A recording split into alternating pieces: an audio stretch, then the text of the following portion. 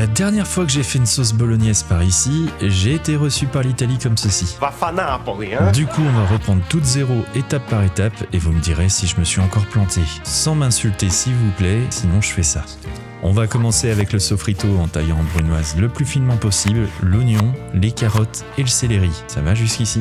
Dans ma marmite, je vais mettre un fond d'huile d'olive et y faire revenir mon bœuf haché. L'idée, c'est de déclencher la réaction de Maillard pour développer un maximum de goût. Dès que c'est fait, je mets de côté et je fais le même avec du porc haché. Quand les deux viandes sont cuites, je balance mes légumes que je vais faire suer et pour aider à décoller les sucs, je vais rajouter un peu de vin rouge. Alors, je sais à ce niveau, les Italiens, vous êtes déjà en train de me dire, c'est de la pancetta et pas du porc haché, pas de vin rouge, je mets du vin blanc. Oui, je sais, mais j'aime bien. Après avoir réduit le vin, j'ajoute du concentré de tomate et de la purée de tomate. D'ailleurs, pour faire plaisir à l'Italie, c'est la première fois que j'utilise ce ratio dans une bolo. D'habitude, je mets nettement plus de tomates. Vient ensuite le bouillon de bœuf et un petit cheat code qui va donner de la puissance à la sauce. Une croûte de parmesan. On va ensuite laisser mijoter tout ça à feu doux pendant 3 bonnes heures en recouvrant partiellement la marmite pour que ça s'évapore bien, sauf si vous avez un petit trou comme moi. Quelques minutes avant la fin, on retire la croûte de parmesan et ça aussi c'est une première pour moi. Je vais verser un peu de lait. On me l'a dit plusieurs fois dans les commentaires, on va voir ce que ça donne. Je mélange et il manque un truc. Ah bah oui,